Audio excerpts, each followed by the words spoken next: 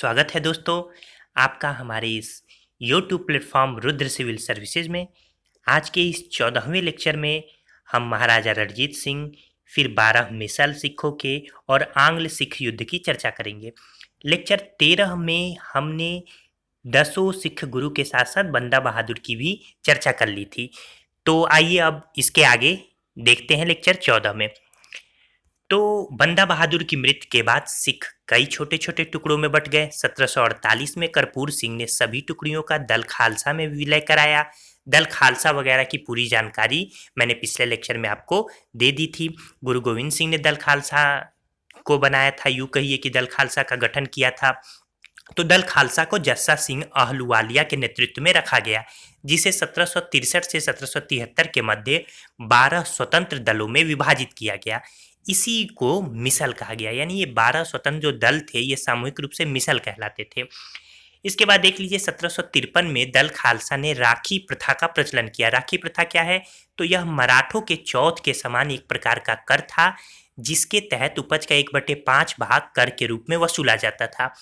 यह जो कर था ये गांव की सुरक्षा के रूप में लिया जाता था। तो राखी प्रथा याद रखिएगा। इसके बाद देखिए सिखों द्वारा 1764 में देग, तेग एवं फतहा नामक चांदी के सिक्के चलाए गए। ये भी महत्वपूर्ण प्रश्न है आपके प्रीलिम्स के पॉइंट ऑफ व्यू से। आगे देखते हैं 12 मिसल। तो 12 मिसल में सबसे प्रमुख जो मिसल है, सबसे शक्तिशाली मिसल, वो है भंगी। इसके संस्थापक छज्जा सिंह थे और इसका केंद्र अमृतसर और मुल्तान था। सबसे पहले महाराजा रणजीत सिंह ने इसी भंगी मिसल से अमृतसर को छीना था और अपनी राजधानी बना दी थी। इसके बाद से अगला मिसल है आहलूवालिया, फिर रामगढ़िया, फिर नकई, कन्हैया, छठा है उल्लेवालिया, फिर निशानवालिया।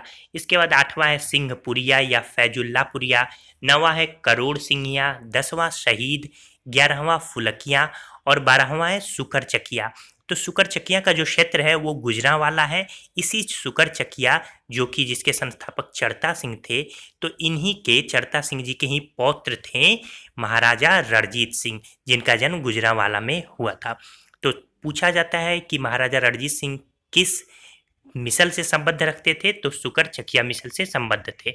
आइए आगे देखते हैं महाराजा रणजीत सिंह के बारे में। तो महाराजा रणजीत सिंह को शेरे पंजाब भी कहा जाता है। 1792 से 1839 ईस्वी तक इन्होंने पंजाब की सत्ता संभाली, जिसमें 1792 से 97 तक एक प्रतिशासन परिषद के नियंत्रण में इनका शासन था, क्योंकि अभी ये बालिग नहीं हुए थे। इस परिषद में 3 सदस्य थे। कौन कौन? उनकी माँ राजकौर, फिर उनकी सास सदाकौर तथा जो दीवान थे लखपत राय। 18 वर्ष की उम्र में 1797 ईस्वी में इन्होंने शासन की बागडोर अपने हाथों में ले ली। इसके बाद देखिए छोटी सी उम्र में चेचक की वजह से महाराजा रणजीत सिंह की एक आंख की रोशनी जाती रही। अंततः इनकी एक आंख की रोशनी पूरी तरह चली गई। महाराजा रणजीत सिंह ने ये कहा था कि ईश्वर ने मुझे एक आंख मेरा इसलिए छीन लिया ताकि मैं सबको अपनी एक दृष्टि से देख सकूं। तो ये इनका महाराजा रणजीत सिंह का वक्तव्य था। इसके बाद 12 अप्रैल 1801 को रणजीत सिंह ने महाराजा की उपाधि धारण की थी। ये भी महत्वपूर्ण है। एक और महत्वपूर्ण पॉइंट कि पहली आधुनिक भारतीय सेना का गठन करने का श्रेय किसे जाता है? तो महाराजा रणजीत सिंह को। काफ़ी इंपॉर्टेंट है। महाराजा रणजीत सिंह खुद अनपढ़ थे, लेकिन उन्होंने अपने राज्य में शिक्षा और कला को बहुत प्रोत्साहन दिया। इसके अलावा फ्रांसीसी विक्टर जैकविमो ने रणजीत सिंह को एक असाधारण पुरुष, छोटे पैमाने पर एक बोनापार्टा कहा। तो ये स्टेटमेंट भी याद रखिएगा। इसके बाद देखते हैं अगला है कि काबुल के शासक जमान शाह। जमान शाह कौन था? अहमद शाह अब्दाली का पुत्र था। तो अहमद शाह अब्दाली के पुत्र जमान शाह ने 1798 में रणजीत सिंह को राजा की उपाधि दी। प्रश्न अगर पूछेगा कि रणजीत सिंह को राजा की उपाधि किसने दी, तो जमान शाह ने दी थी।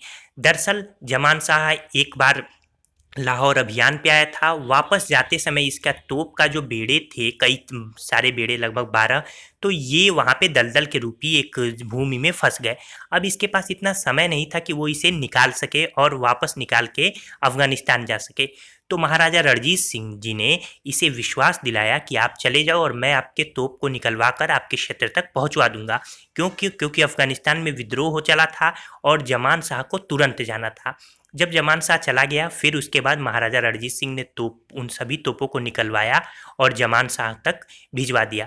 इससे जमान शाह बड़ा प्रसन्न हुआ और अफगानिस्तान के सपोर्ट को यानी रणजीत सिंह को अफगानिस्तान का यानी अपने क्षेत्र का सपोर्ट देने लगा और लाहौर पर पूरी तरीके से रणजीत सिंह का अधिकार इसने मान लिया। अब देखिए 1805 को रणजीत सिंह ने अमृतसर को भंगी मिसल से छीन लिया। रणजीत सिंह ने दो राजधानियां अपनी बनाई, एक लाहौर जो कि राजनीतिक राजधानी थी और दूसरा अमृतसर जो कि धार्मिक राजधानी थी। इसके बाद देखिए अंग्रेजों और रणजीत सिंह के मध्य 1809 में अमृतसर की संधि हुई। ये संधि क्या थी? इस संधि के तहत जो सतलज नदी है, तो सतलज नदी को रणजीत सिंह के राज्य की सबसे दक्षिणी सीमा मान लिया गया और उत्तर में राज्य विस्तार की छूट दी गई। सतलज नदी के उत्तर यानी कश्मीर वगैरह में राज्य विस्तार की छूट दे दी गई, जबकि जो दक्षिण में जो पूर्वी क्षेत्र जितना भी था, इन सभी क्षेत्रों पर अंग्रेजों का अधिकार मान लिया गया, यानी अंग्रेजों का अधिकार हो गया। तो 1809 में रणजीत सिंह ने कांगड़ा पर विजय की। ये कांगड़ा हिमाचल प्रदेश में है। 1818 में मुल्तान पर विजय किया इन्होंने, जो कि इस समय पाकिस्तान में है। फिर 1819 में कश्मीर पर फतह किया, 1823 में पेशावर पर फतह, फिर 1836 में लद्दाख पर अधिकार कर लिया। इस तरीके से रणजीत सिंह का साम्राज्य बड़ा ही व्यापक और बड़ा हो गया। महाराजा रणजीत सिंह को अफगान शासक शाह शुजा से प्रसिद्ध कोहिनूर हीरा प्राप्त हुआ था, ये भी महत्वपूर्ण पॉइंट है। फिर 1838 में अंग्रेजों शाह शुजा व रणजीत सिंह के मध्य एक त्रिदलीय संधि हुई थी। दरअसल इस संधि में रणजीत सिंह का कोई फायदा नहीं था, अंग्रेजों का ही फायदा था, लेकिन फिर भी रणजीत सिंह ने इस संधि में शिरकत की थी। 27 जून 1839 को लकवा यानी पक्षघात से इनकी मृत्यु हो गई रणजीत सिंह की। हालांकि एक साल पहले इन्हें पक्षघात हुआ, अंग्रेजों की तरफ से भी ढेर सारे बड़े बड़े डॉक्टर आए, लेकिन इन्हें बचाया नहीं जा सका। इनकी समाधि लाहौर में अभी भी है। इसके बाद देखते हैं रणजीत सिंह का प्रशासन। तो रणजीत सिंह ने केंद्रीय प्रशासन के संचालन के लिए 5 मंत्रियों की नियुक्ति की थी। मंत्री कौन कौन थे? तो पहले ध्यान सिंह थे। ध्यान सिंह मुख्यमंत्री यानी वजीर के पद पे थे, ये सबसे महत्वपूर्ण और प्रमुख पद था। दूसरे जो मंत्री थे फ़कीर अजीजुद्दीन, जो कि विदेश मंत्री थे। तो तीसरे जो मंत्री, जो इनके सबसे विश्वसनीय मंत्री थे, वे थे हरि सिंह नलवा। पूछा जाता है कि सबसे विश्वसनीय रणजीत सिंह के मंत्री कौन थे, तो हरि सिंह नलवा। ये प्रधान सेनाध्यक्ष थे, ये महाराजा के सुरक्षा मंत्री भी थे। इसके बाद से जो चौथे मंत्री थे वो भगवान दास थे और 5वें दीनानाथ, ये दोनों ही वित्त मंत्री थे। इस तरह 5 मंत्रियों की महाराजा रणजीत सिंह ने नियुक्ति की थी। इसके बाद अब देख लेते हैं प्रांतीय शासन। तो रणजीत सिंह का जो प्रांत था वो सूबों में 4 सूबों में बटा हुआ था। ये 4 सूबे कौन कौन से थे? लाहौर, मुल्तान, कश्मीर और पेशावर। ये चारों सूबे परगनों यानी जिलों में बटे हुए थे। जिले का यानी परगना का जो प्रमुख अधिकारी था वो कारदार था, जो कि आज के डीएम की तरह मान लीजिए, और सूबे का प्रमुख अधिकारी नाजिम होता था, वर्तमान में आज के मुख्यमंत्री की तरह मान लीजिए।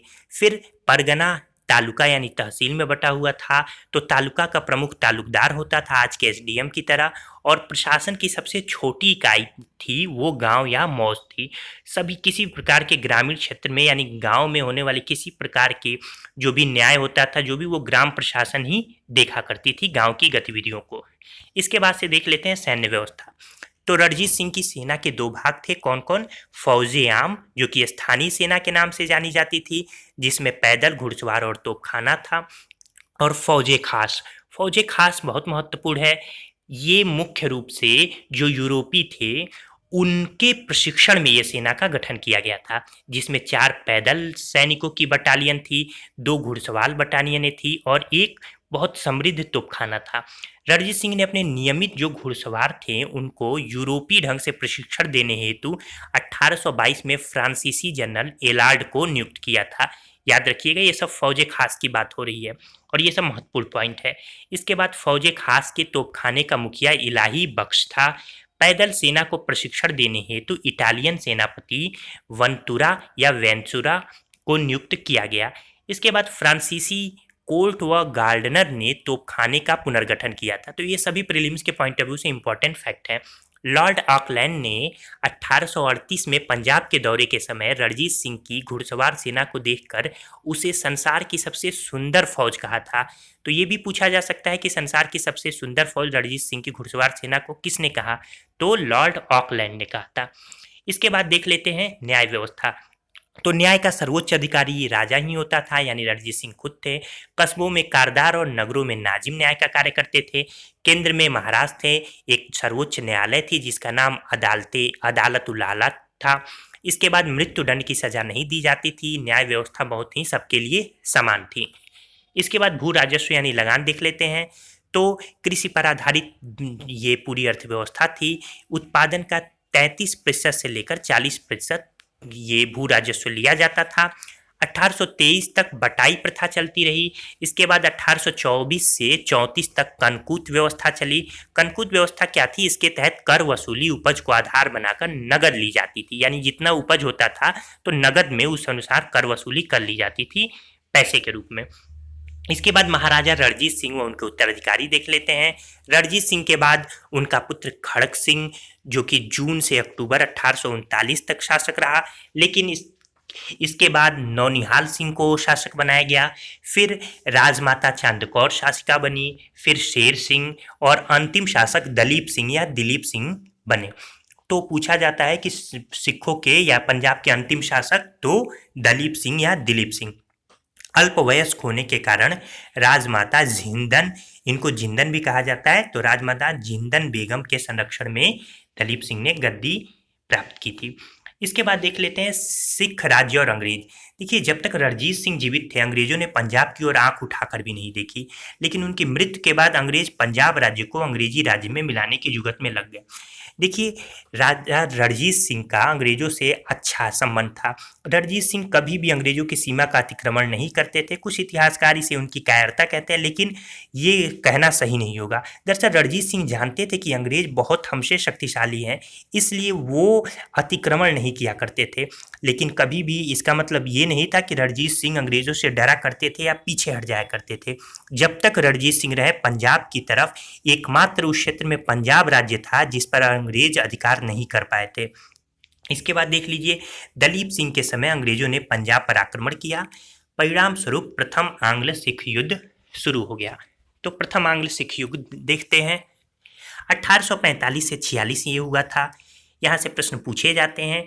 इस समय लाल सिंह सिखों की तरफ से वजीर के पद पर और तेजा सिंह सिख नेता का कमांडर था, जबकि लॉर्ड हॉर्डिंग भारत में गवर्नर जनरल थे और लॉर्ड गफ इस युद्ध के समय भारत के प्रथम सेनापति नियुक्त किए गए थे।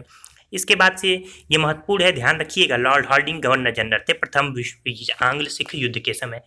13 दिसंबर 1945 को लॉर्ड हॉर्डिंग ने युद्ध की घोषणा कर दी और सर ह्यूग के नेतृत्व में मुदकी नामक स्थान पर अंग्रेजों ने लाल सिंह के नेतृत्व वाली सिख सेना को पराजित किया। 10 फरवरी 1846 को साबराव की लड़ाई हुई। दरअसल इसके पहले 4 लड़ाइयाँ हुई, लेकिन चारों व्यर्थ रहीं। लेकिन 5वीं जो साबराव की लड़ाई रही, लाहौर में ही, ये निर्णायक रही। लाल सिंह व तेज सिंह के विश्वासघात के कारण सिखों की पूर्णतया पराजय हुई। इसकी कहानी यहाँ बताना जरूरी नहीं है। सिखों को अंग्रेजों के साथ लाहौर की संधि करनी पड़ी। आइए देख लेते हैं लाहौर की संधि। तो 9 मार्च 1846 को लाहौर की संधि हुई। इस संधि में क्या क्या हुआ कि सतलज नदी के जो दक्षिणी ओर के सभी प्रांत अंग्रेजों को सौंप दिए गए। फिर लाहौर दरबार पर 1.5 करोड़ रुपए युद्ध का हर्जाना थोपा गया। हालांकि लाहौर दरबार के पास इतना पैसा नहीं था देने के लिए। और एक ब्रिटिश रेजिडेंट हेनरी लॉरेंस को लाहौर में नियुक्त किया गया। तो लाहौर के आकार को सीमित करने के उद्देश्य से अंग्रेजों ने कश्मीर को 50,000 रुपए में गुलाब सिंह को बेच दिया। अब यह जो बेचना था कश्मीर को, यह रास नहीं आया सिखों को, इसलिए वजीर लाल सिंह के नेतृत्व में सिखों ने विद्रोह कर दिया। विद्रोह को कुचलते हुए अंग्रेजों ने सिखों को पुनः एक अन्य संधि करने को विवश किया। इस संधि को भैरोवाल की संधि के नाम से जानते हैं, जो कि 22 दिसंबर 1846 को हुई थी। तो दलीप सिंह के वयस्क होने तक ब्रिटिश सेना का लाहौर प्रवास निश्चित कर दिया गया इस संधि के तहत। दरअसल ये अंग्रेजों की चाल थी। अंग्रेजों को 1846 में चले जाना था, लेकिन अंग्रेजों ने चाल चली कि दलीप सिंह अभी अल्पवयस्क है, इसलिए हम अभी यहीं रहेंगे। साथ ही लाहौर का प्रशासन 8 सिख सरदारों की एक परिषद को सौंपा गया। पर ध्यान रखिए, ये परिषद कहने को 8 सिख सरदारों की थी। इस परिषद का जो अध्यक्ष था वो हेनरी लॉरेंस, एक अंग्रेज था। और महारानी जो जिंदन थी, उनको 48,000 रुपये वार्षिक पेंशन देकर शेखपुरा भेज दिया गया। ये शेखपुरा वर्तमान में बिहार में है। तथाकथित रूप से अगर कहें तो उस समय संभवतः बनारस के क्षेत्र के अंतर्गत शेखपुरा को शामिल किया जाता रहा होगा। इसके बाद से देखें द्वितीय आंग्ल सिख युद्ध, यह 1848 से 49 के बीच में हुआ था। तात्कालिक कारण इसका क्या रहा? तात्कालिक कारण ये रहा कि अब अंग्रेजों ने मुल्तान की तरफ अपनी यूं कहिए कि राज्य की सीमा बढ़ाना सोचा।